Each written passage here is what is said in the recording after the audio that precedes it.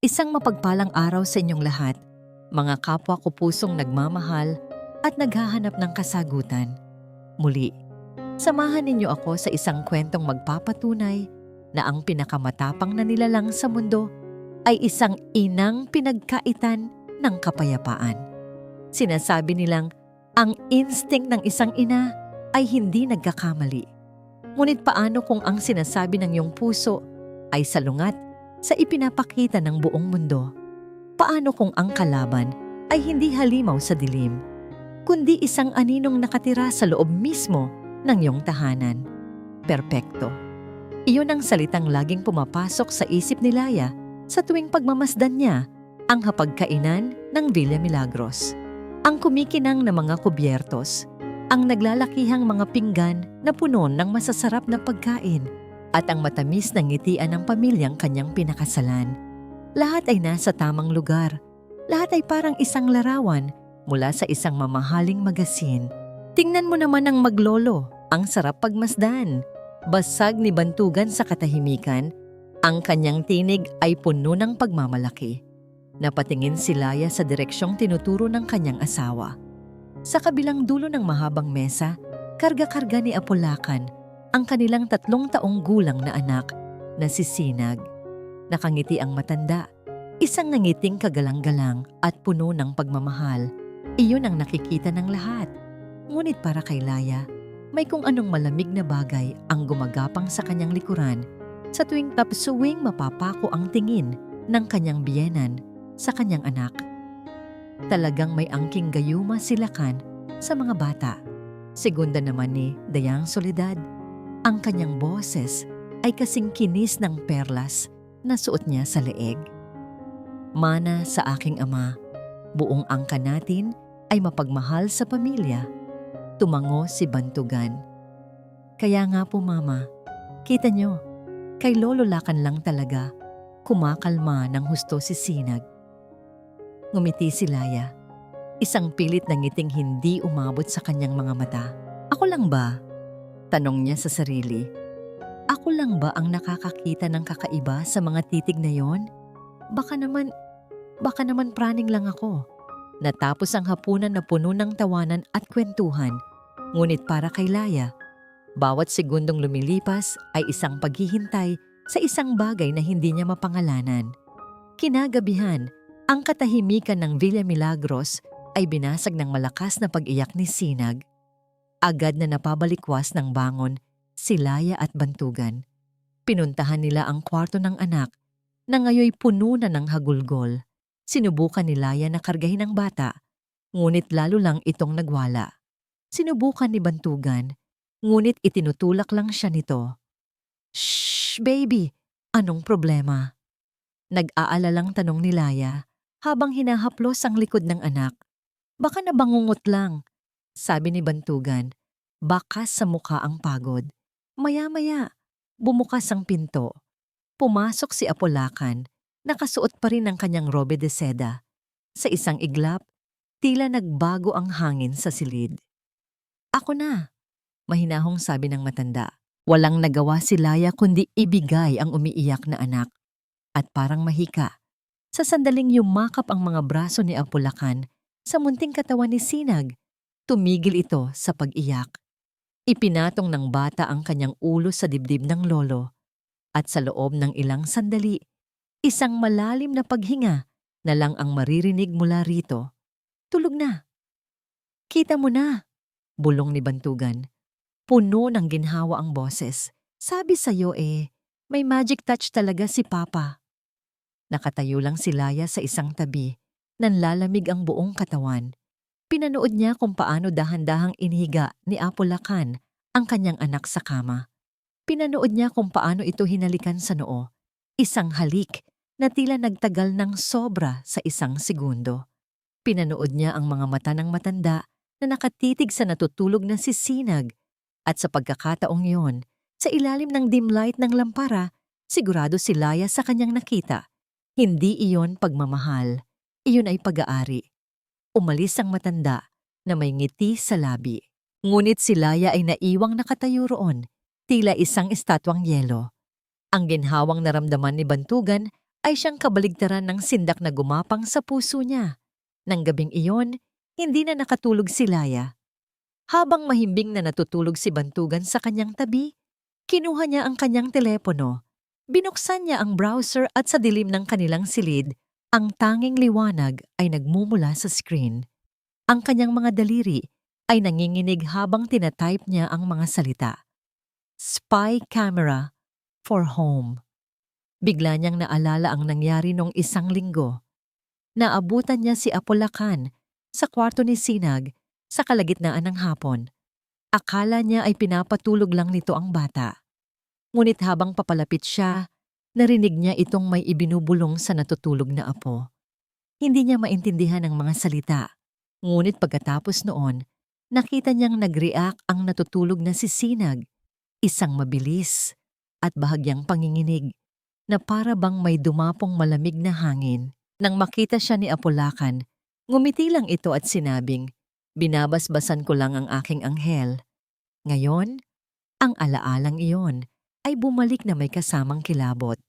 Libo-libong resulta ang lumabas sa kanyang screen. Mga kamera na kasing liit ng butones, mga kamera na nakatago sa alarm clock, sa teddy bear. Nag-scroll siya ng nag-scroll hanggang sa makita niya ang isang perpekto para sa kanyang kailangan. Isang maliit na kamera na maitatago sa isa sa mga paboritong manika ni Sinag. Nag-alinlangan siya. Ang paggawa nito ay isang pag-amin na may mali sa pamilyang ito. Isang pag-amin na ang kanyang pagdududa ay hindi lang basta paranoia. Isa itong pagtataksil sa tiwalang ibinibigay ng kanyang asawa. Ngunit pagkatapos ay muling sumagi sa isip niya ang imahe ni Sinag sa mga braso ni Apolacan, ang titig ng matanda, ang hindi maipaliwanag na takot sa puso niya. Huminga siya ng malalim. Sa kumakabog na dibdib, idinikit niya ang kanyang nanginginig na hinlalaki sa screen. Add to cart. Check out. Isang tap na lang. Isang tap na lang at wala nang balikan. Pinikit niya ang kanyang mga mata at tinapik ang baton na magbabago sa lahat. Place order. Lumipas ang 2 araw na para kay Laya ay 2 taon. Bawat tunog ng gate, bawat pagdating ng delivery van ay nagpapakabog sa kanyang dibdib. Ginagawa niyang abala ang sarili sa mga gawaing bahay, ngunit ang kanyang mga mata ay laging pasulyap-sulyap sa bintana at ang kanyang pandinig ay nakaabang sa anumang senyales. Ang sikreto niya ay parang isang mainit na baga na nakatago sa kanyang bulsa. Hindi niya ito maaaring bitawan, ngunit pinapaso nito ang kanyang balat. Isang hapon, habang nag-aayos siya ng mga halaman sa hardin, isang delivery motorcycle ang huminto sa tapat ng Villa Milagros. Agad na nanuyo ang lalamunan ni Laya. Iyon na, ang maliit na kahon na naglalaman ng kanyang pag-asa at kanyang pinakamalaking takot. "Ma'am Laya, may delivery po kayo?" Sigaw ng gwardiya mula sa gate. Sakto namang lumabas mula sa kusina si Ginhawa, ang kanilang kasambahay. "Ako na po ang kukuha, ma'am." "Huwag na, Ginhawa. Ako na." Mabilis na sagot ni Laya. Pilit na pinapakalma ang kanyang boses. "Baka para sa akin yan. Magpahinga ka muna." Halos takbuhin ni Laya ang distansya papunta sa gate. Habang pumipirma siya sa resibo, naramdaman niya ang isang pares ng mga mata na nakamasid mula sa bintana ng master's bedroom sa itaas. Si Dayang Soledad. Mabilis niyang itinago ang maliit na kahon sa likod ng isang malaking paso bago lumingon at ngumiti sa kanyang biyenan. Isang matamis na ngiti na para bang wala siyang anumang itinatago. Nang pumasok siya sa loob, sinalubong siya ni Bantugan na pababa ng hagdanan. "Ano yun, mahal?" tanong nito. Wala. Mga in-order ko lang online. Mga gamit sa pagbe-bake." Pagsisinungaling niya at agad na nag-iba ng usapan. "Kumusta ang araw mo?" Nang gabing iyon, sa loob ng kanilang kwarto, sinubukan niyang buksan ang isang paksa na matagal na niyang gustong sabihin. "Mahal." Panimula niya habang nagsusuklay sa harap ng salamin. "Naiisip ko lang, malaki na si Sinag. Baka oras na para sanayin natin siyang matulog mag-isa sa kwarto niya buong gabi. Agad na kumunot ang noo ni Bantugan. Itinigil nito ang pagbabasa ng libro. Bakit naman? Ayos lang naman ang setup natin, 'di ba? Kapag umiiyak siya, nandyan naman si Papa para tumulong. Huminga ng malalim si Laya. Kailangan niyang maging maingat. Alam ko, pero para rin yun sa independence niya at para magkaroon naman tayo ng oras para sa ating dalawa. Laya, 3 taon pa lang ang anak natin. Anong independence ang sinasabi mo? Iritabling sagot ni Bantugan. Parang pinapalabas mo namang masama ang pagtulong ng mga magulang ko. Hinahati mo ang pamilya sa ganyang pag-iisip. Nasaktan si Laya sa kanyang sinabi. Hindi naman sa ganoon, Bantugan. Iniisip ko lang kung ano ang mas makakabuti. Ang makakabuti ay ang sitwasyon kung saan payapa ang lahat. Putol nito sa kanya. Huwag ka nang mag-isip ng sobra. Nag-overthink ka na naman. Matulog na tayo. Tumalikod na si Bantugan at nagtalukbong ng kumot, isang malinaw na senyales na tapos na ang usapan. Naiwan si Laya na nakatitig sa sarili niyang refleksyon sa salamin. Ang pakiramdam ng pag-iisa ay tila isang malamig na kumot na bumalot sa kanya. Hinintay niya ang hating gabi. Hinintay niyang marinig ang malalim na paghinga ni Bantugan. Hinintay niyang maging ganap na tahimik ang buong Villa Milagros. Dahan-dahan siyang bumangon, dala ang maliit na kahon at ang paboritong teddy bear ni Sinag na kinuha niya kanina.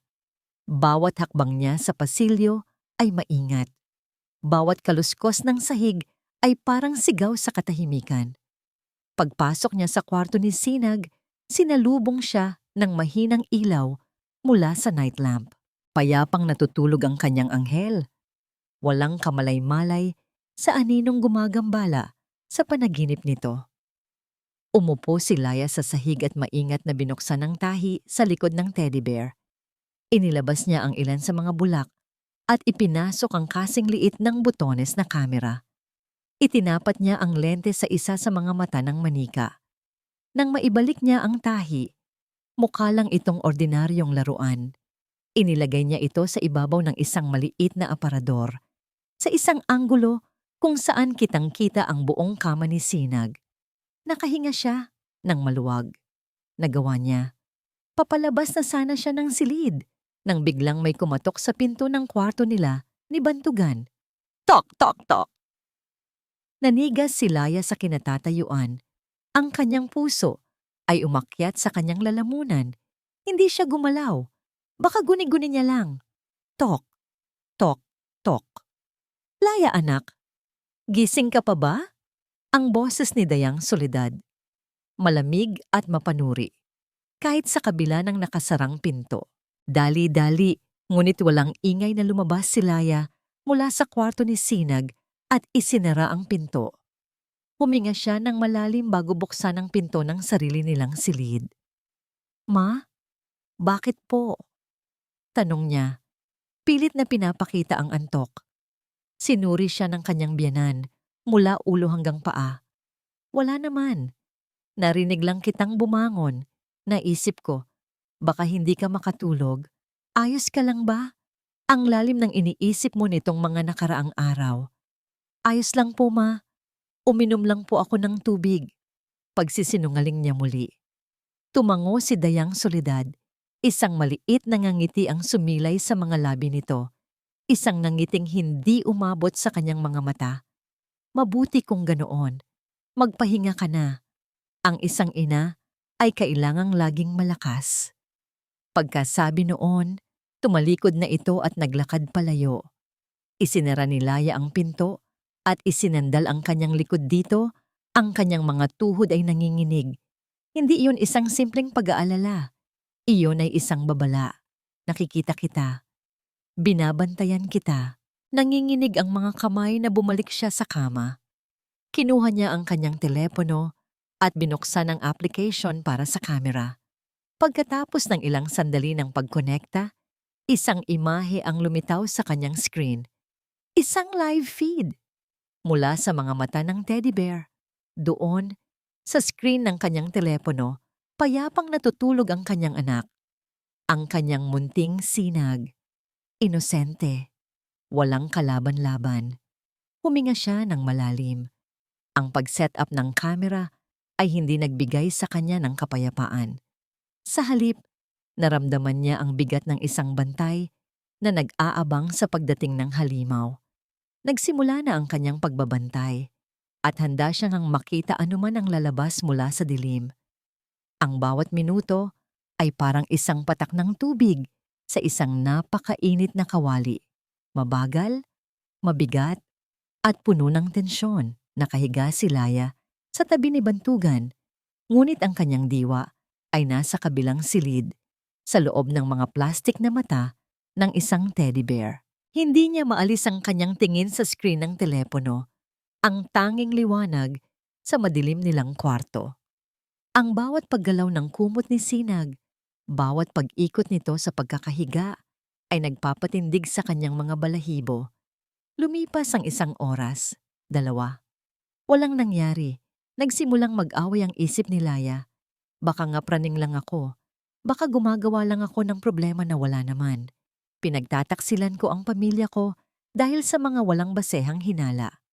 Halos maniwala na siya sa sarili niya ng panunumbat. Halos isuko na niya ang pagbabantay at matulog. Ngunit ang instinct ng isang ina ay isang mailap na apoy na mahirap patayin. Nanatili siyang gising. 12:30 ng hating gabi. Isang mahinang tunog ang narinig niya, hindi mula sa telepono, kundi sa mismong pasilyo. Isang tunog ng dahan-dahang pagpihit ng doorknob. Agad na napako ang tingin ni Laya sa screen. Nananayo ang kanyang mga balahibo. At doon, sa live feed, dahan-dahang bumukas ang pinto ng kwarto ni Sinag. Isang matangkad na anino ang pumasok sa loob. Hindi na kailangan ni Laya na makita ang mukha nito. Kilala niya ang tindig na iyon. Kilala niya ang bigat ng mga hakbang na iyon. Si Apolacan. Tinatakpan ni Laya ang sarili niyang bibig upang pigilan ang anumang tunog na maaaring makalabas. Ang kanyang paghinga ay mababaw at mabilis. Naramdaman niyang nanlamig ang kanyang mga kamay habang hawak ang telepono. Naglakad ang matanda papunta sa kama ni Sinag. Sa bawat hakbang, tila humihigpit ang pagkakahawak ng takot sa puso ni Laya. Anong gagawin niya? Nang matapos ang video, si Laya ay naiwang nakatitig sa itim na screen, ngunit ang mga imahe ay paulit-ulit na naglalaro sa kanyang isipan. Ang mga anino, ang mga kamay na sumasayaw sa hangin, ang mga labing bumubulong ng mga salitang hindi maririnig. Hindi iyon pagmamahal, hindi iyon pag-aalaga. Iyon ay isang bagay na banyaga, isang bagay na madilim at mali. Sa isang iglap, nawala ang kanyang takot. Napalitan ito ng isang nag-aalab na damdamin, isang galit na nagmula sa pinakailaliman ng kanyang pagiging ina. Puno ng determinasyon, bumangon siya at marahang nyugyog ang natutulog na si Bantugan. Bantugan, gumising ka, sabi niya. Ang kanyang boses ay nanginginig ngunit matatag. Laya, ano ba? Hating gabi na. Ungol nito, inaantok pa. Kailangan mong makita to. Ngayon na. Iniharap ni Laya ang telepono sa mukha ng asawa at pinindot ang play. Kumunot ang noo ni Bantugan habang pinapanood ang video. Ang kanyang mga mata ay pilit na dinidilat. Nakita ni Laya ang pagbabago sa kanyang mukha mula sa pagtataka, naging pagkalito, hanggang sa bakas ng pagkainis.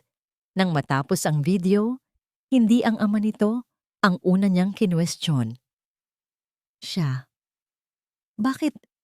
Bakit ka naglagay ng kamera sa kwarto ni Sinag? Tanong ni Bantugan. Ang boses ay may halong sisi.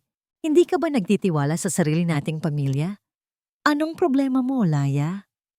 Yan ba talaga ang una mong itatanong? Hindi makapaniwalang sagot ni Laya.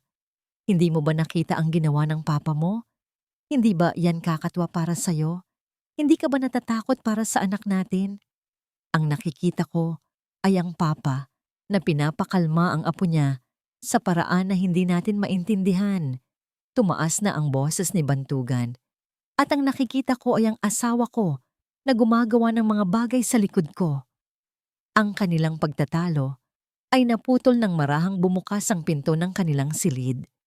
Nakatayo roon si Dayang Soledad, balot sa kanyang mamahaling sutlang roba.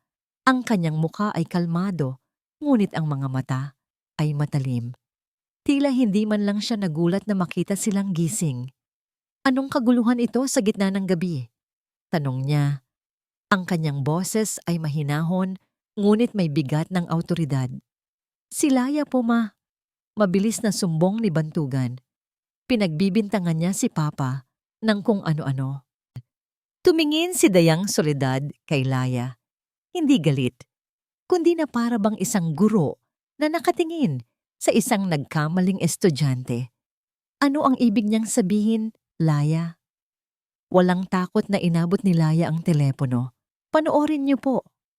Kinuha ng matandang babae ang telepono at pinanood ang video ng walang kakurap-kurap. Walang bahid ng gulat o takot sa kanyang mukha. Nang matapos ito, ibinalik niya ang telepono kay Laya na may kasamang isang malalim na buntong hininga. Isang buntong hiningang puno ng pagkadismaya. Ito lang pala, sabi niya, na para bang ang pinanood ay isang maliit na aberya lamang. Tumingin siya kay Bantugan. Anak, hindi ba't naikwento ko na sa'yo noon ang tungkol sa ritual ng pagbabasbas ng ating angkan? Isa itong lumang tradisyon na ginagawa ng mga Lakan upang itaboy ang masasamang espiritu at bigyan ng proteksyon ang mga bagong silang sa ating pamilya. Napatingin si Bantugan sa kanyang ina, pagkatapos ay kay Laya. Ritual? Oo, sagot ni Dayang Soledad. Ang kanyang boses ay puno ng kumpiyansa. Ang iyong lolo sa tuhod ay ginawa yan sa iyong ama. Ang iyong ama ay ginawa rin yan sa iyo noong sanggol ka pa. Ito ay isang sagradong seremonya. Ang mga binubulong niya ay mga sinaunang dasal. Pagkatapos ay ibinaling niya ang kanyang matalas na tingin kay Laya. At ikaw, Laya, sabi niya, ang bawat salita ay may diin. Bilang asawa at ina sa pamilyang ito, hindi ka man lang ba nag-abalang magtanong o alamin ang aming mga tradisyon? Inuna mo agad ang iyong malisyosong pag-iisip. Pinasok mo ang pamilyang ito nang walang respeto. Si Laya ay natulala. Ang paliwanag ay perpekto. Masyadong perpekto. Isa itong pader na bakal na imposibleng gibain. Si Bantugan, na kanina lang ay naguguluhan, ngayon ay nakahanap ng kasagutan, isang mas madaling paniwalaan kaysa sa katotohanang sinusubukang ipakita ni Laya. Nakita niya ang ginhawa sa mukha ng asawa, ang ginhawang dulot ng pagkakaila. Lumingon si Bantugan sa kanya, hindi na may pagkalito, kundi may halong galit at hiya. Pagkatapos, ay humarap siya sa kanyang ina. Ma, pasensya na po, sabi nito. Ang boses ay puno ng pagsisisi. Si Laya pagod lang siguro sa pag-aalaga kay Sinag. Nag-overthink lang siya. Ako na po ang bahalang kumausap sa kanya. Ang bawat salita ni Bantugan ay parang isang punyal na tumusok sa puso ni Laya. Hindi lang siya nag-iisa sa laban na ito. Ang mismong kakampi na inaasahan niya ang siyang unang tumalikod sa kanya. Tumango si Dayang Soledad. Isang ngiti ng tagumpay ang sumilay sa kanyang mga labi. Mabuti kung ganoon. Ayoko ng gulo sa pamamahay na ito. Magpahinga na kayo. Tumalikod na ang matandang babae. Ngunit bago ito tuluyang lumabas, huminto ito sa may pintuan at muling lumingon kay Laya. Sa isang sandaling hindi nakatingin si Bantugan. Sa mahinang boses na sila lang dalawa ang nakakarinig. Isang boses na kasing lamig ng yelo. Sinabi nito, dito sa pamamahay na ito, meron kaming sariling mga patakaran. Mas makakabuti para sa'yo kung matututunan mong sumunod. At isinara niya ang pinto. Iniwan si Laya sa dilim. Kasama ang kanyang talunang puso at ang katotohanang Walang sino man ang maniniwala sa kanya. Ang mga sumunod na araw sa Villa Milagros ay binalot ng isang nakatutunaw na katahimikan. Para kay Laya, ang bawat sulok ng malaking bahay ay naging isang malamig na pader. Ang masaya at maingay na pamilyang dati niyang kinagigiliwan ay isa na lamang larawan kung saan siya ay hindi kasali. Sa hapagkainan, ang usapan ay umiikot lang kina Bantugan, Apulacan at Dayang Soledad. Nagtatawanan sila tungkol sa negosyo, sa mga kaibigan, sa mga lumang alaala. Ngunit sa tuwing susubukan ni Laya na magsalita, isang biglaang katahimikan ang sasagot sa kanya na agad namang puputulin ng pag-iiba ng usapan ni Dayang Soledad. Si Laya ay naging parang multo sa sarili niyang pamamahay. Nakikita, ngunit hindi pinapansin. Si Bantugan naman ay naging isang estranghero. Umiiwas ito sa kanyang mga tingin. Maaga itong umaalis papuntang opisina at gabi na kung umuwi. Laging may dahilan na maraming trabaho. Sa gabi, kapag pareho na silang nasa kama, agad itong tumatalikod at nagtutulog-tulugan. Alam ni Laya na hindi lang siya ang iniiwasan nito. Iniiwasan din nito ang katotohanang ayaw nitong harapin. Pero ang pinakamatindi sa lahat ay ang mga mata ni Dayang Soledad. Laging nakamasid. Kapag kausap ni Laya si Sinag sa hardin, nararamdaman niya ang titig nito mula sa bintana. Kapag hawak niya ang kanyang telepono, bigla itong susulpot sa kanyang likuran. Isang hapon, habang nag-scroll si Laya sa kanyang telepono sa sala, biglang umupo sa tabi niya ang kanyang biyenan. "Mukhang aliw na aliw ka sa telepono mo, Hija," sabi nito sa matamis, ngunit mapanuring boses. "Ano ba yang tinitingnan mo? Baka naman pwedeng patingin para may bago akong libangan." Nanigas ang mga daliri ni Laya. Kahit na nabura na niya ang video at ang application, ang kaba ay biglang kumalat sa kanyang dibdib. "Wala po ito, ma," sagot niya, pilit nang ngumingiti. "Mga online recipe lang po para sa merienda ni Sinag." "Ganoon ba?" sabi ni Dayang Soledad, at sa isang mabilis na kilos, kinuha nito ang telepono mula sa kanyang kamay. "Tingnan ko nga." Nagkunwari itong nag-scroll, ngunit alam ni Laya na ang gallery at mga files niya ang hinahanap nito. Mabuti na lang at naisip na niyang burahin ang lahat ng ebidensya. Pagkatapos ng ilang sandali, ibinalik nito ang telepono na may halong pagkainis sa mukha, na agad namang tinakpan ng isang ngiti. "Magaling. Magsabi ka kung kailangan mo ng tulong sa kusina." At umalis na ito. Naiwan si Laya na nanginginig ang mga kamay. Nakakulong siya. Bawat galaw niya ay binabantayan. Ang pakiramdam ng kawalan ng pag-asa ay nagsimulang gumapang muli sa kanyang puso. Dahil sa bigat ng nararamdaman, nagpunta siya sa kusina upang uminom ng tubig. Naroon si Ginhawa, ang matandang kasambahay, na tahimik na naguhugas ng mga pinggan. Si Ginhawa ay matagal nang naninilbihan sa mga lakan bago pa man dumating si Laya sa pamilya. Habang umiinom ng tubig si Laya, hindi niya napigilan ang isang patak ng luha na pumatak mula sa kanyang mga mata. Agad niya itong pinunasan, umaasang hindi ito nakita. Ngunit nakita ito ni Ginhawa. Itinigil ng matanda ang kanyang ginagawa. Kumuha ito ng isang baso, nilagyan ng tubig, at dahan-dahang inilapag sa harap ni Laya. Hindi ito nagsalita. Isang simpleng gesture lang, ngunit para kay Laya, iyon ang unang patak ng kabaitan na naramdaman niya sa loob ng maraming araw.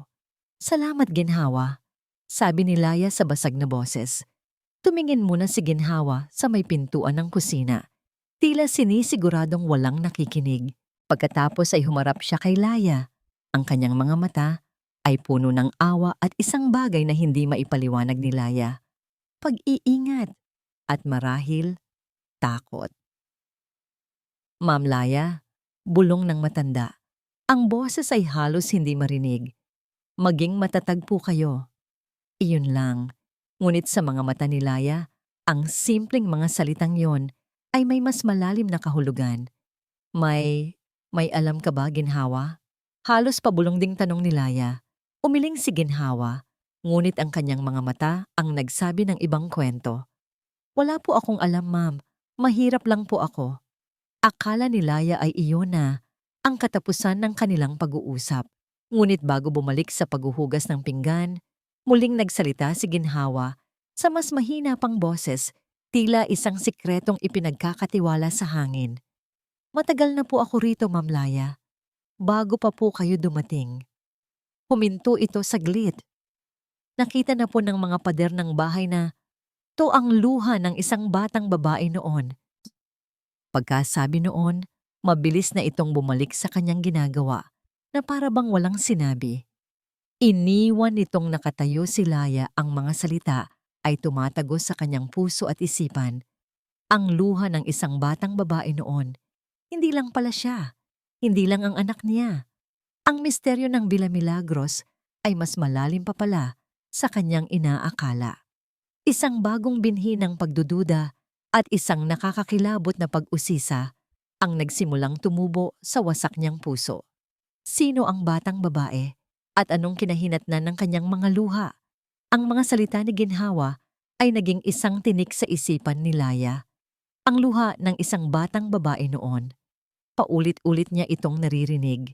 Isang malungkot na himig na sumasabay sa bawat tibok ng kanyang puso. Sino ang batang iyon? Sa tuwing susubukan niyang tanungin muli si ginhawa, magalang lang itong umiiwas o nagkukunwaring abala. Natatakot ang matanda at naiintindihan iyon ni Laya. Kung siya man ang nasa kalagayan nito, matatatakot din siya. Upang takasan ang mabigat na atmosfera sa loob ng bahay at ang mga mapanuring mata ni Dayang Soledad, nagpaalam si Laya na siya ang maglilinis ng lumang bodega sa likod bahay. Isa itong lugar na puno ng alikabok at mga nakatambak na gamit, mga lumang silya, mga sirang aparador, at mga kahon ng mga bagay na matagal nang kinalimutan. Para kay Laya, ang paglilinis ay isang paraan para makontrol ang kahit isang maliit na bahagi ng kanyang magulong mundo. Habang inaayos niya ang mga lumang frame ng larawan, isang kahon na gawa sa maitim na kahoy ang pumukaw sa kanyang atensyon. Nakatago ito sa ilalim ng isang mesang puno ng agiw, tila sadyang itinago para hindi mapansin. Mas maliit ito kumpara sa ibang mga kahon, ngunit may kakaibang bigat ito ng buhatin niya. Dinala niya ito sa isang lugar na nasisikatan ng araw na tumatagos mula sa maruming bintana. Maalikabok ang takip nito. Nang punasan niya ito, isang pangalan ang lumitaw, inukit sa kahoy. Amalia. Amalia. Hindi pamilyar ang pangalan sa kanya. Sa loob ng 3 taon niya sa pamilya Lacan, wala siyang natatandaang may nabanggit na Amalia. Dahil sa kuryosidad, binuksan niya ang kahon. Ang unang bumungad sa kanya ay ang amoy ng lumang papel at natuyong bulaklak. Sa loob, maingat na nakasalansan ang mga gamit ng isang dalagita. Isang pares ng guwantes na nanininilaw na, isang kwintas na may pendant na hugis ibon at ilang mga litratong black and white. Kinuha niya ang isang litrato, isang batang babae na may mahabang buhok at malalaking mata ang nakangiti sa kanya. May hawig ito kay Apolacan, ang hugis ng muka, ang linya ng panga. Ngunit ang mga mata nito ay malambot at puno ng buhay, hindi tulad ng sa matanda. Sa likod ng litrato, nakasulat sa kupas na tinta, Amalia, 10th birthday. Bigla siyang kinilabutan. Posible kayang ito ang batang tinutukoy ni ginhawa? Patuloy siyang naghalungkat. Nakakita siya ng mga report card, mga ribbon ng parangal, at mga liham. Lahat ay pag-aari ni Amalia. Sa ilalim ng lahat ng ito, may isang bagay na nakabalot sa isang piraso ng pelus. Kinuha niya ito at maingat na binuksan, isang maliit na diary. Ang takip nito ay gawa sa balat na kulay tsokolate at sa gitna ay may isang maliit na kandado. Sarado. Sinubukan niyang buksan ito, ngunit matibay ang kandado. Nilibot niya ng tingin ang bodega. Nagbabaka sakaling nandoon lang sa malapit ang susi. Ngunit wala. Lumabas siya ng bodega, dala-dala ang kahon. Sakto namang nagdidilig ng halaman si Ginhawa sa di kalayuan. Nilapitan niya ito. Ginhawa? Tawag niya. Sinisiguradong walang ibang nakakarinig. Kilala mo ba kung sino si Amalia? Sa pagkarinig pa lang ng pangalan, biglang namutla ang matandang kasambahay. Mabilis nitong ibinaba ang hawak na pandilig at lumingon-lingon sa paligid. Ang mga mata ay puno ng takot. Ma'am Laya, saan niyo narinig ang pangalang yan? Pabulong na tanong nito. Itinuro ni Laya ang kahon. Nakita ko sa bodega. Mga gamit niya yata ito. Umiling-iling si Ginhawa. Naku ma'am, bawal po yan. Bawal pong pag-usapan ang tungkol sa kanya dito sa bahay. Bakit? Sino ba siya? Giit ni Laya. Huminga ng malalim si Ginhawa. Tila nag-aalangan kung magsasalita ba o hindi. Siya po ang nakababatang kapatid ni Sir Lakan. Matagal na po siyang pumanaw. Sakitin po kasi. Kapatid. Kaya pala magkahawig sila. Anong ikinamatay niya? Sabi po nila, mahina raw po ang puso. Mabilis na sagot ni Ginhawa. Ma'am, pasensya na po. Pero kailangan ko na pong bumalik sa trabaho ko.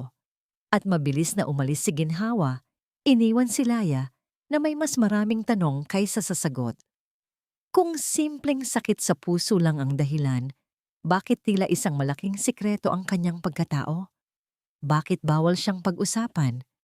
Itinago ni Laya ang kahon sa ilalim ng kama sa kanilang guest room, kung saan walang sino man ang mag-iisip na maghanap. Nang gabing iyon, hindi niya maalis sa kanyang kamay ang maliit na diary.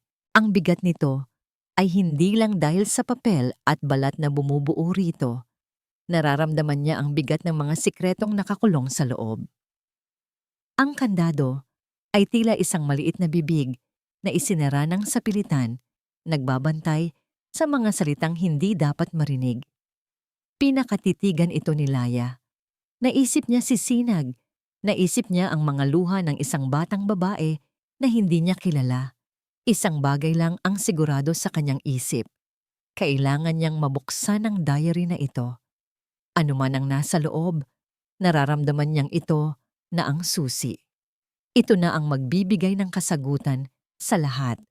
At sa determinasyon ng isang inang nangangapa sa dilim, alam niyang gagawin niya ang lahat para sirain ang kandadong yon at palayain ang mga salitang matagal nang ibinilanggo. Kinabukasan, habang nasa opisina si Bantugan at abala si Dayang Soledad sa pakikipag-usap sa telepono sa hardin, alam ni Laya na iyon na ang pagkakataon niya. Dala ang nakakandadong diary. Nagtungo siya sa garahe. Sa lumang toolbox ni Bantugan, nanginginig ang kanyang mga kamay habang kumukuha ng isang maliit na screwdriver at isang martilyo. Bawat tunog sa paligid ay nagpapatindig sa kanyang balahibo. Nagkulong siya sa guest room, ang pinakaligtas na lugar sa bahay sa mga sandaling iyon. Inilagay niya ang diary sa sahig at sinimulang sirain ang maliit na kandado. Ang bawat pukpok ng martilyo ay parang dagundong sa kanyang dibdib. Sa wakas, pagkatapos ng ilang pagsubok, sumuko ang kandado. Bumukas ito. Huminga ng malalim si Laya. Dahan-dahan niyang binuklat ang unang pahina. Ang sulat kamay ay pambata. Paikot-ikot ngunit malinis. Ang tinta ay bahagyang kumupas na sa paglipas ng panahon. Sa unang pahina, nakasulat, "Ang aking mga sikreto, pag-aari ni Amalia Lakan." Sinimulan niyang basahin. Ang mga unang pahina ay puno ng mga pangarap at kagalakan ng isang bata. Tungkol sa kanyang mga pusa, sa kanyang paboritong guro, sa kanyang pangarap na maging isang mananayaw. Ngumiti si Laya. Tila isa lamang ordinaryong diary ng isang musmos na bata. Ngunit habang patuloy siya sa pagbabasa, unti-unting nagbago ang tono ng mga salita. Mula sa masasayang kwento, napalitan ito ng pagkalito at takot. At doon, sa isang entry na may petsang halos 40 taon na ang nakalipas, natagpuan ni Laya ang kanyang hinahanap. June 12, sabi ni Kuya Lakan, Mayroon daw kaming espesyal na laro. Gagawin lang daw namin kapag tulog na sila mama at papa. Ang tawag niya dito ay pagbabasbas ng mga anghel. Sabi niya, poprotektahan daw ako nito laban sa mga halimaw sa ilalim ng kama ko. Pumupunta siya sa kwarto ko kapag madilim na. Pinapatayo niya ako sa gitna ng silid, tapos iikutin niya ako habang bumubulong ng mga salitang hindi ko maintindihan. Sabi niya, mga salita daw iyon ng mga anghel. Pagkatapos, ipinapagalaw niya ang mga kamay niya sa hangin, sa paligid ko. Minsan, malapit sa mukha ko, sa dibdib ko, sa mga binti ko.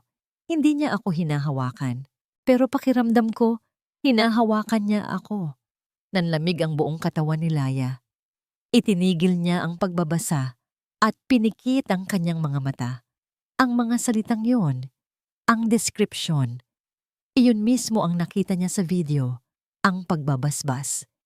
Pinilit niyang ipagpatuloy ang pagbabasa, ang kanyang mga mata ay nanlalabo na dahil sa namumuong luha. June 18. Ayoko na ng laro ni Kuya. Sabi ko sa kanya, natatatakot ako. Pero nagalit siya. Sabi niya, kung hindi ko gagawin, papasok daw ang mga halimaw sa bintana at kukunin ako. Mas natatakot ako sa mga halimaw kaya pumayag na lang ulit ako. Pero bakit ganito?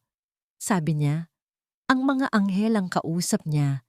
Pero bakit ang mga mata ni Kuya ay parang mata ng halimaw kapag ginagawa namin ang laro? July 3. Sinubukan kong sabihin kay Mama. Sabi ko, ayoko nang maglaro kay Kuya sa gabi. Pero tumawa lang si Mama. Sabi niya, napakaswerte mo sa kuya mo. Mahal na mahal ka niya. Hindi niya ako naintindihan. Walang nakakaintindi. Bakit sa tuwing ginagawa namin ang pagbabasbas, pakiramdam ko, hindi ako napoprotektahan? Pakiramdam ko, ninanakawan niya ako ng isang bagay na hindi ko alam kung ano. Ang huling entry ay halos hindi na mabasa. Ang tinta ay kumalat dahil sa mga patak ng luha ng batang nagsulat nito. July 10. Masama ang pakiramdam ko, sabi ni Kuya. Paraan daw ito para gumaling ako. Pero pagkatapos ng laro, mas lalo lang bumibigat ang dibdib ko. Ayoko na. Ayoko na. Sana kunin na lang ako ng mga totoong anghel. Sana matapos na ito. Iyon na ang huling entry. Isinara ni Laya ang diary. Ang lahat ng piraso ng palaisipan ay nagkadugtong-dugtong na. Ang pagiging sakitin ni Amalia, ang pagkabaliw na ibinibintang sa kanya, ang biglaang pagkamatay nito. Hindi sakit sa puso ang pumatay sa kanya. Pighati, takot, ang bigat ng isang sikretong walang sinumang naniwala.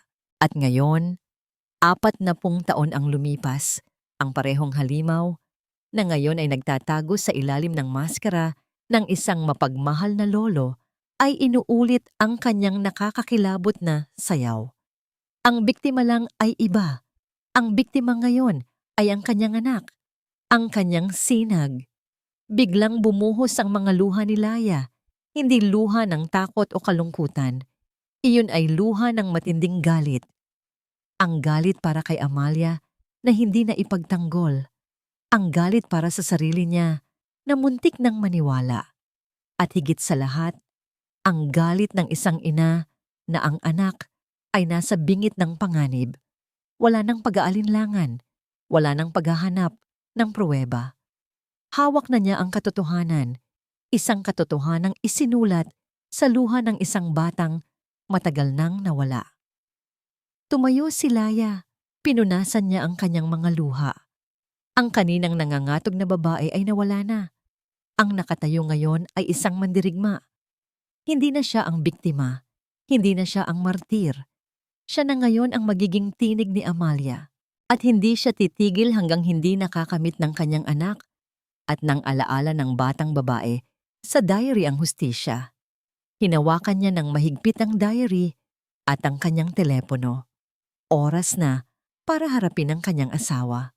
Ngunit sa pagkakataong ito, hindi siya magmamakaawa. Hindi siya hihingi ng tulong.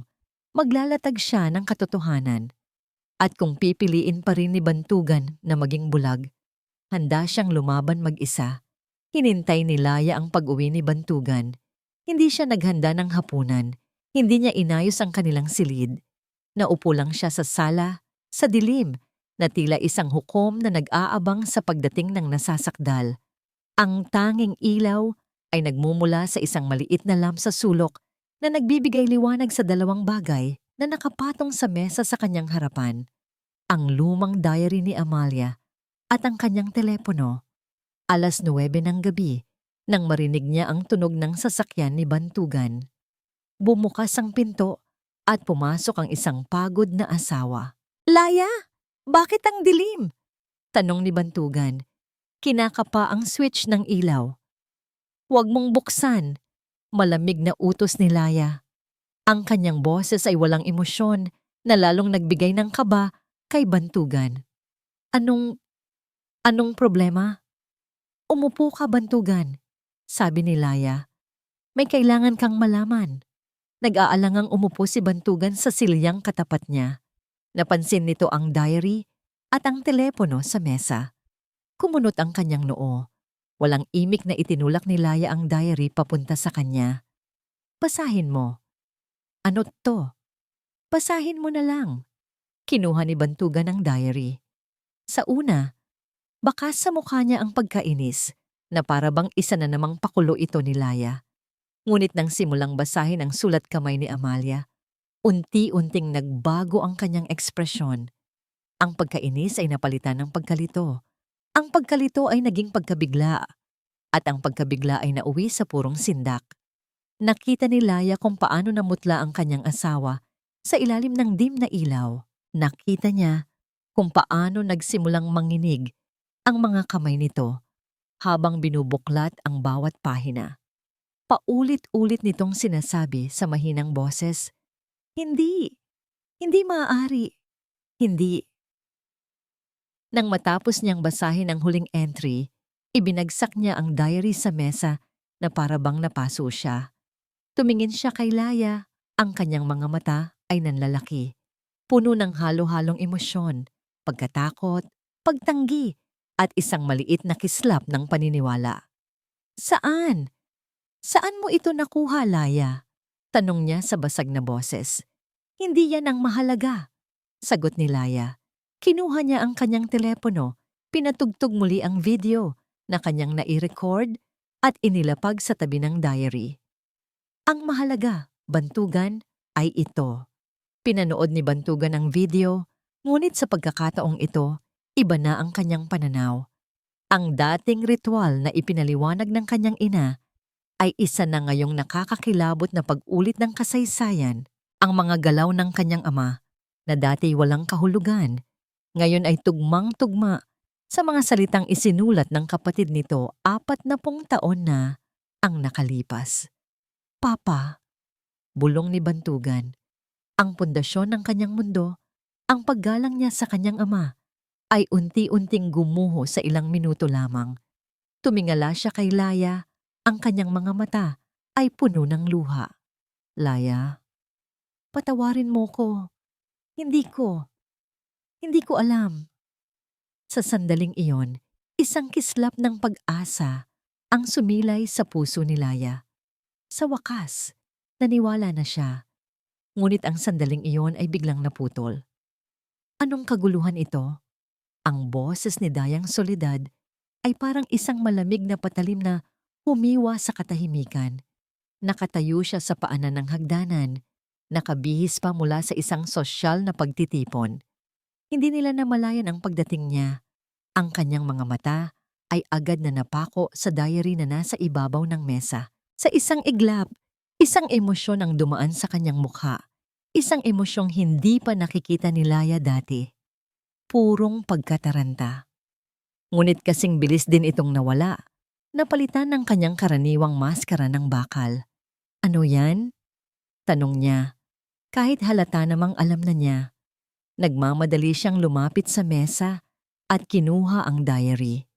Binuklat niya ito at sa bawat pahinang nakikita niya, lalong tumitigas ang kanyang mukha. "Bantugan," sabi niya, hindi inaalis ang tingin sa diary.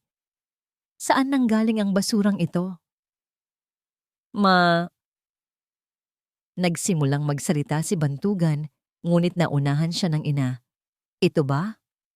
Sigaw ni Dayang Soledad, itinaas ang diary. Ito ba ang pinaniwalaan mo? Ang mga walang kwentang imahinasyon ng isang sakiting bata. Si Amalia ay laging may sariling mundo.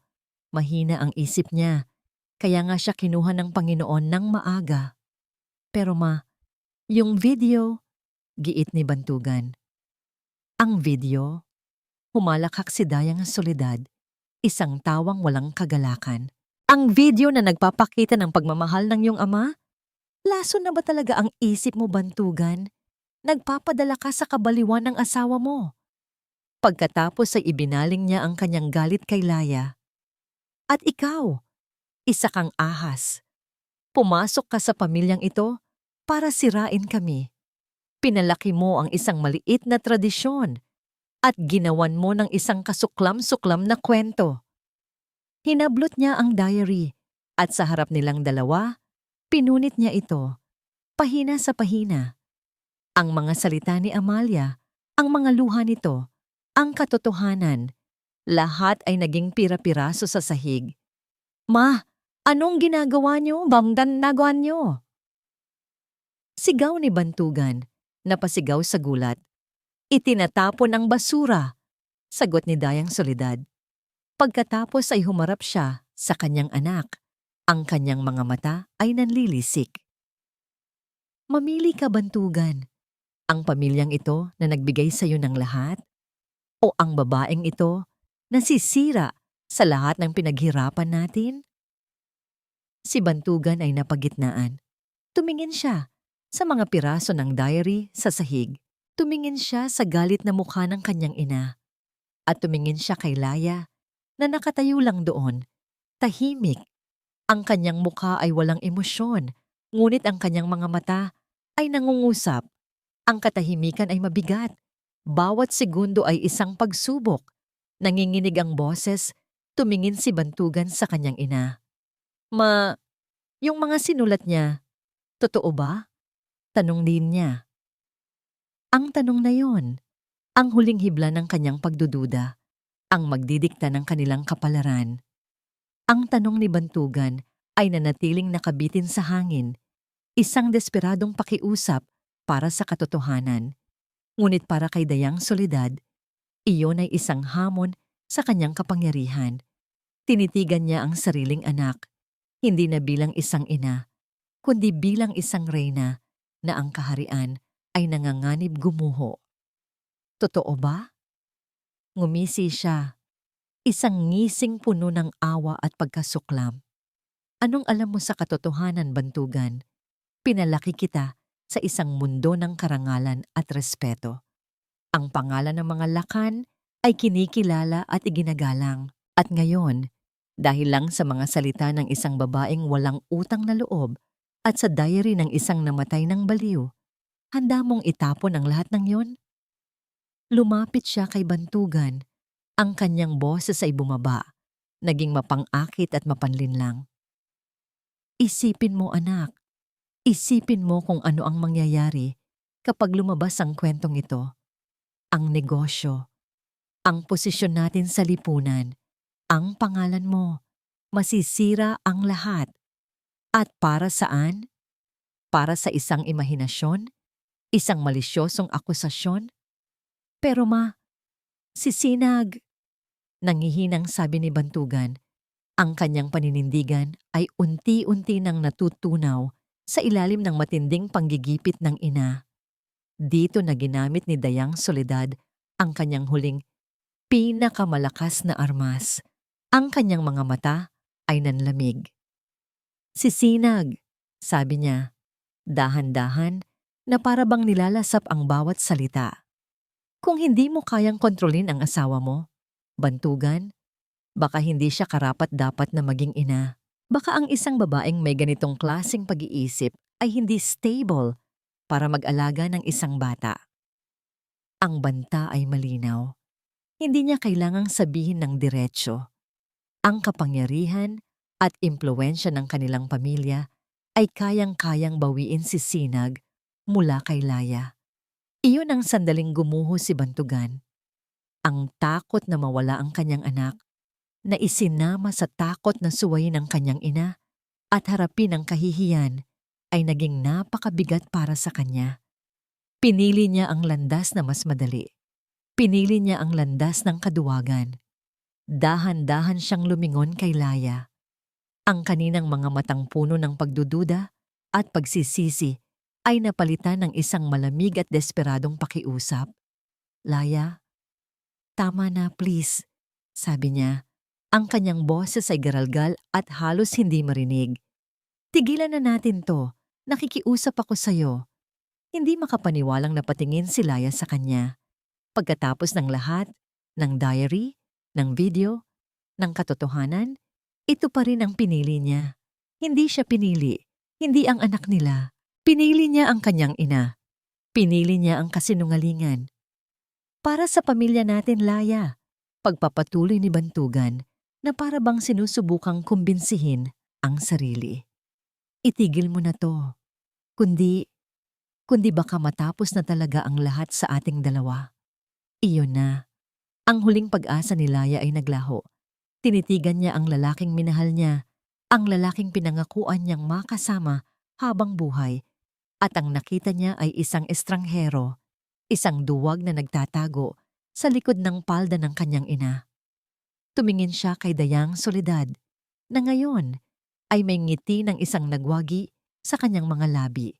Naramdaman niya ang pagod, isang matinding pagod na bumalot sa kanyang buong kaluluwa. Pagod na siyang lumaban, pagod na siyang umasa. Sa isang iglap, isang kakaibang kapayapaan ang dumaloy sa kanya.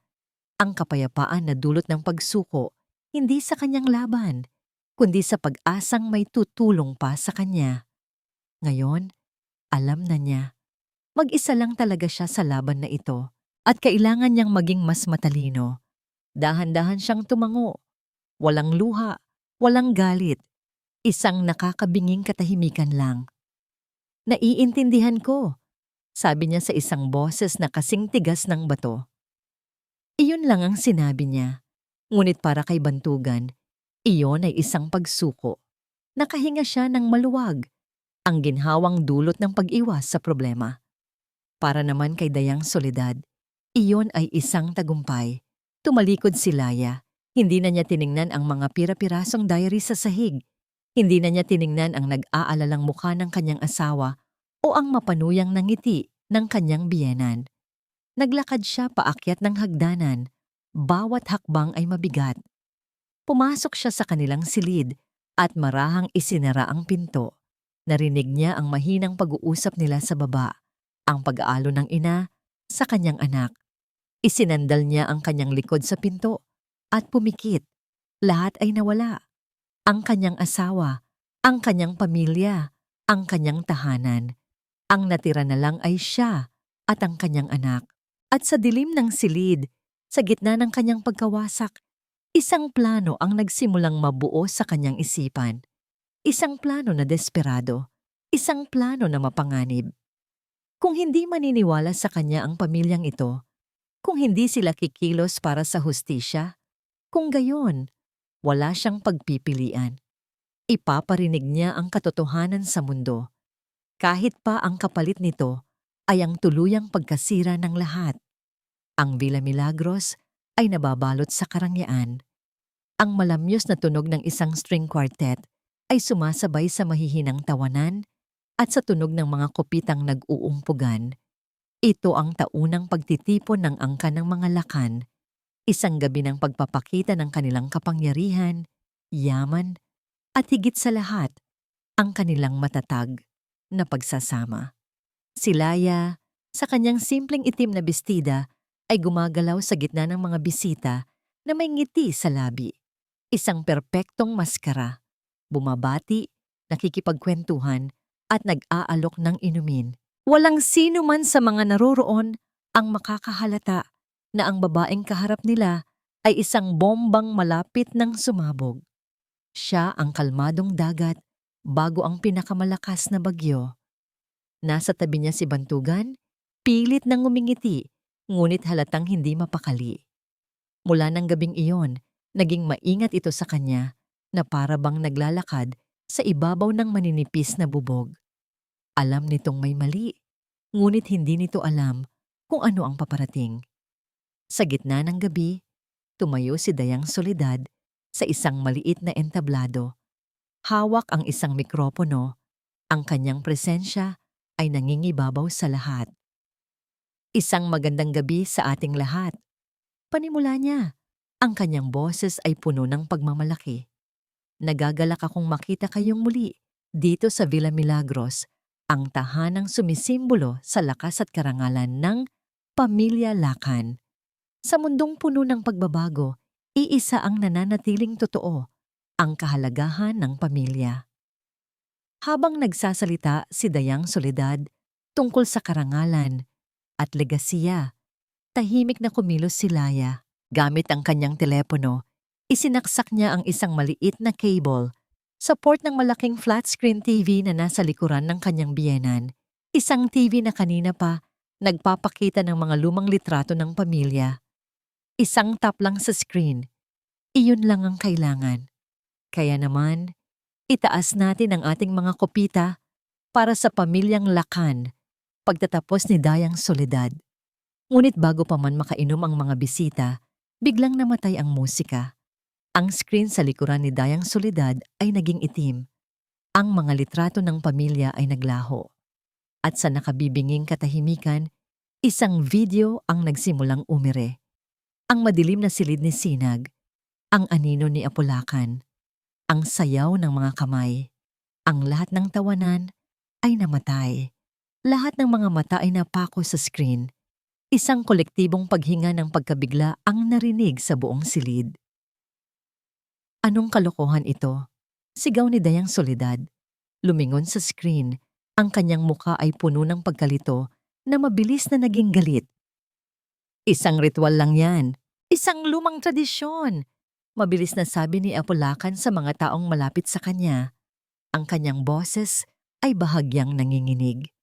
Ngunit bago pa man kumalat ang kanilang kasinungalingan, lumakad si Laya papunta sa entablado. Kalmado, determinado, kinuha niya ang mikropono mula sa kamay ng isang natutulalang Dayang Soledad. Isang tradisyon? Tanong ni Laya, ang kanyang boses ay matatag at malinaw, umaling-aungaw sa buong kabahayan. O isang pag-uulit ng isang madilim na kasaysayan? Itinaas niya ang kanyang telepono. Ang diary po ni Amalia ay sinunog ng aking biyenan. Pero ang mga salita ay hindi basta-basta nabubura. At nagsimula siyang magbasa. Ang bawat salita ay parang isang martilyo na pumupukpok sa pundasyon ng kasinungalingan ng Pamilya Lacan. Sabi ni Kuya Lacan, mayroon daw kaming espesyal na laro. Ang tawag niya dito ay pagbabasbas ng mga anghel. Nagsimula ang bulungan sa mga bisita. Si Apulacan ay namumula na sa galit. Sabi niya, ang mga anghel ang kausap niya. Pero bakit ang mga mata ni Kuya ay parang mata ng halimaw kapag ginagawa namin ang laro? Sa unang pagkakataon, nakita ni Laya na nawala ang kontrol sa mukha ni Dayang Soledad. Ang kanyang perpektong maskara ay basag na. Hindi yan totoo. Kasinungalingan. Sigaw niya. Ngunit ang kanyang boses ay natabunan ng boses ni Laya. Sinubukan kong sabihin kay Mama, pero tumawa lang siya. Walang nakakaintindi. Sana kunin na lang ako ng mga totoong anghel. Sana matapos na ito. Pagkatapos ng huling salita, ibinaba ni Laya ang telepono. Tumingin siya sa mga mata ng bawat panauhin, bawat kamag-anak. At sa wakas, tumingin siya kay Bantugan. Ang kanyang asawa ay nakatayo roon, tila isang estatwa. Ang mukha ay larawan ng purong pagkawasak. Nakita niya ang lahat, ang video, ang mga salita, at higit sa lahat, ang hindi maitatagong pagkataranta sa mga mukha ng kanyang mga magulang. Iyon ang huling patunay na kailangan niya. Nagsimula ang kaguluhan. Patayin iyan. Patay ng TV na yan. Umuurok na sigaw ni Apulacan. Itinuturo ang screen na para bang iyon ang kalaban. Ngunit huli na ang lahat. Ang katotohanan ay nakawala na.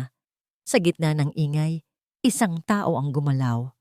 Si Bantugan. Dahan-dahan siyang naglakad, hindi palayo, kundi papalapit sa entablado. Nilagpasan niya ang kanyang nagwawalang ina. Nilagpasan niya ang kanyang galit na ama. At tumayo siya sa tabi ni Laya.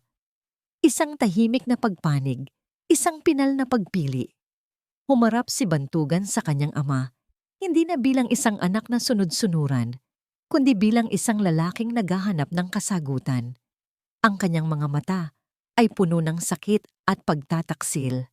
Sa isang boses na basag, ngunit sapat na para marinig sa gitna ng kaguluhan, tinanong niya ang tanong na wawasak sa kanilang pamilya magpakailanman. Papa, bakit?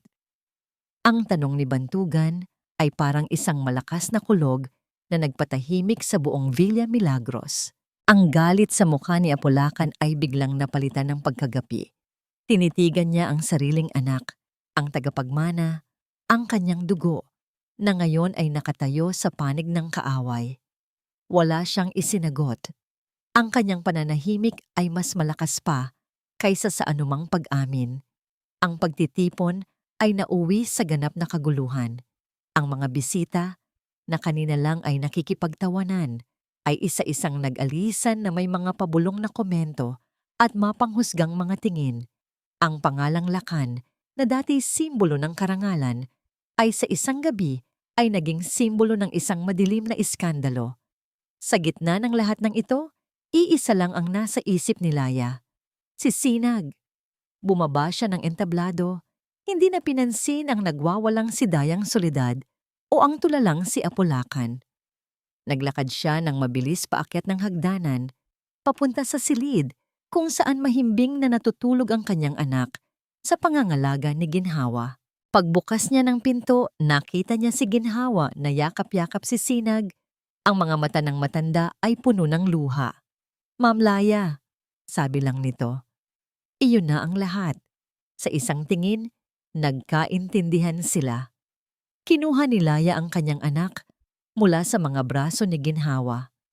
Mahigpit niyang niyakap si Sinag, nilalanghap ang amoy ng inosenteng pagtulog nito. Dito nagmula ang kanyang lakas. Ito ang dahilan ng lahat. Umalis na po kayo, ma'am, sabi ni Ginhawa.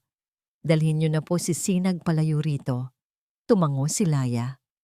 Kumuha siya ng isang maliit na bag, inilagay ang ilang mahahalagang gamit at binuhat ang natutulog na anak. Pagbaba niya, ang dating engrandeng sala ay isa ng larawan ng pagkawasak. Ang mga pira-pirasong baso ay nagkalat sa sahig. Ang mga natirang pagkain ay pinabayaan na sa mesa. Si Dayang Soledad ay nakaupo sa isang silya, tahimik na umiiyak. Ang kanyang postura ay hindi na pangreyna, kundi ng isang talunang general. Si Apolacan ay wala na. Marahil ay nagtago na sa kanyang lungga.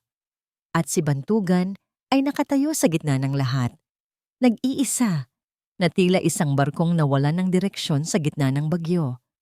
Nang makita siya ni Bantugan na may dalang bag at buhat si Sinag, agad itong nataranta.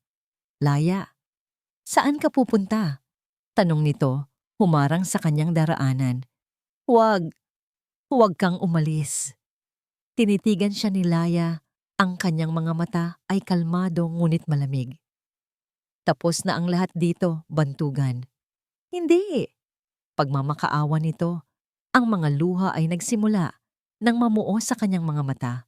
Ngayon ko lang naintindihan ang lahat. Laya, patawarin mo ako.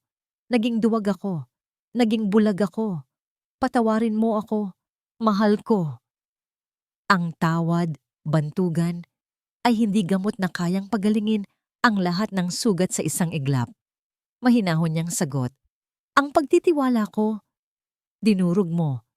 Pinili mo sila kaysa sa amin ng anak mo. Alam ko. At habang buhay kong pagsisisihan yun. Sabi niya, ang kanyang boses ay puno ng pait. Pero Laya, hayaan mo akong bumawi. Hayaan mong patunayan ko sa'yo na kaya kong magbago, na kaya kong maging ama at asawang nararapat para sa inyo. Tumingin si Laya sa mukha ng kanyang asawa.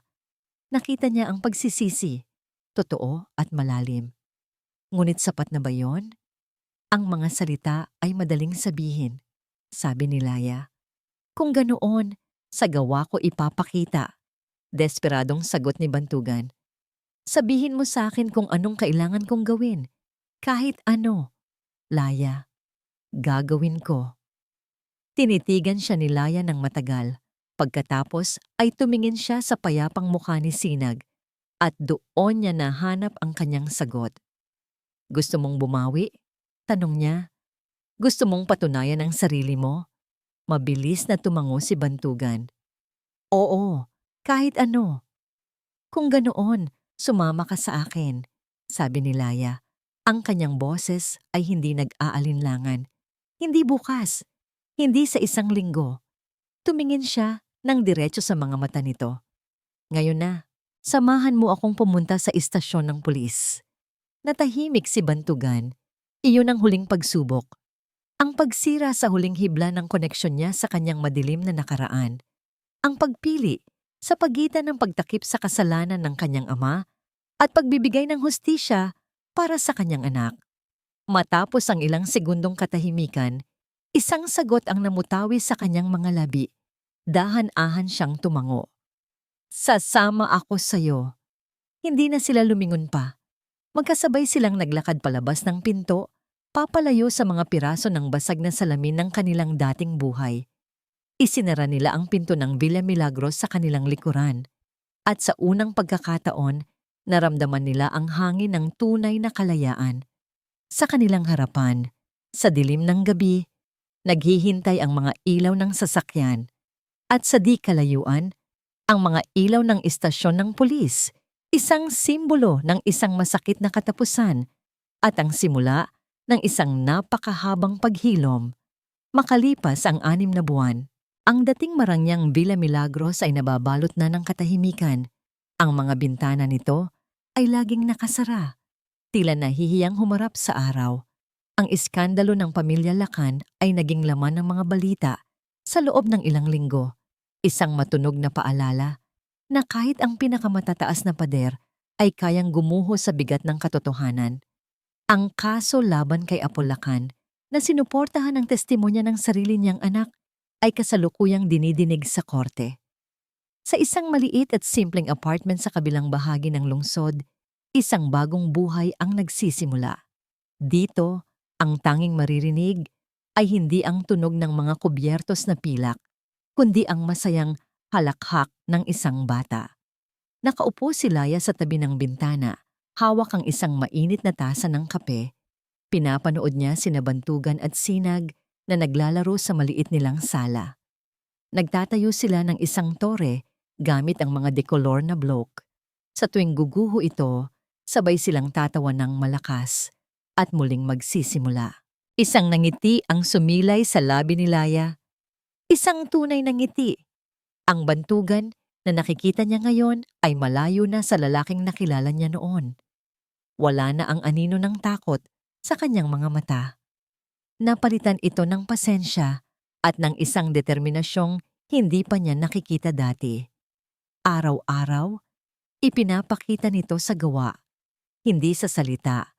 Ang kanyang pagsisisi at pagmamahal, lumapit si Bantugan sa kanya.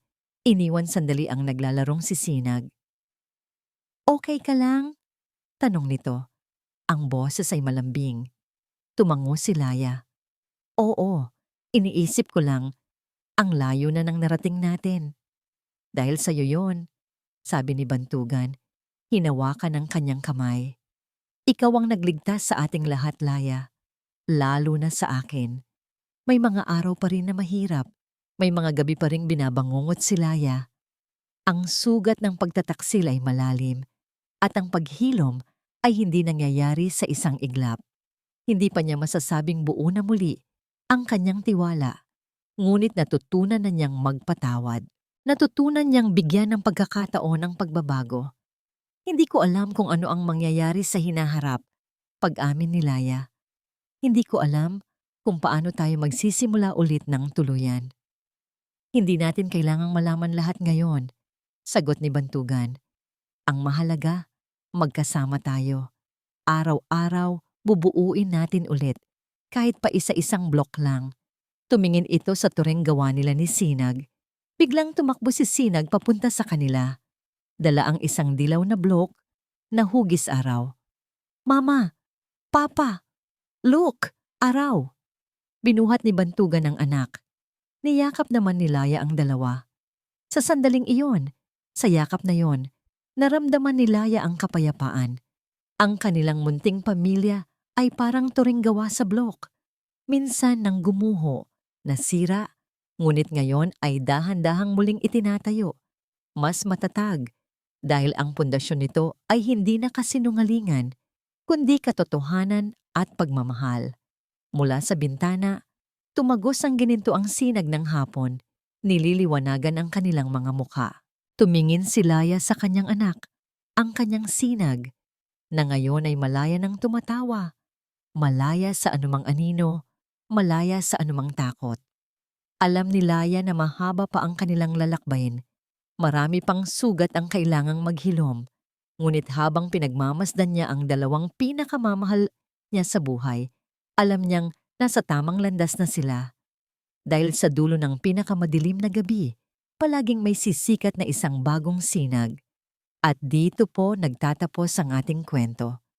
Isang paglalakbay na nagturo sa atin na ang pinakamalakas na sandata laban sa dilim ay ang katotohanan, at ang pinakadakilang pag-ibig ay ang pag-ibig ng isang inang handang isugal ang lahat para sa kaligtasan ng kanyang anak. Ang aral ng kwento ni Laya ay isang paalala na hindi tayo dapat matakot na pakinggan ang ating puso at manindigan para sa tama, kahit pa ang kalaban ay ang mga taong inaasahan nating kakampi. Maraming salamat po sa inyong walang sawang pagsubaybay at pakikinig. Sana po ay may napulot kayong aral at inspirasyon sa kwento ngayong araw. Ano po ang masasabi ninyo sa kwento ni Laya? Nagustuhan niyo po ba? At anong klaseng kwento naman ang gusto ninyong marinig sa susunod? I-comment lang po ninyo sa ibaba. Ang inyong mga saloobin ay mahalaga po sa amin. Hindi dito nagtatapos ang ating paglalakbay. Marami pa pong kwentong kasing ganda at mas puno ng aral dito sa aming channel. Kung nagustuhan nyo ang kwentong ito, i-like, i-share sa pamilya at mga kaibigan, at mag-subscribe na rin para lagi kayong updated sa mga susunod pa naming kwento. I-click nyo ang notification bell para kayo ang unang makarinig kapag may bago kaming upload. Pagpalain po kayo ng Panginoon, kayo at ang inyong buong pamilya. Hanggang sa muli.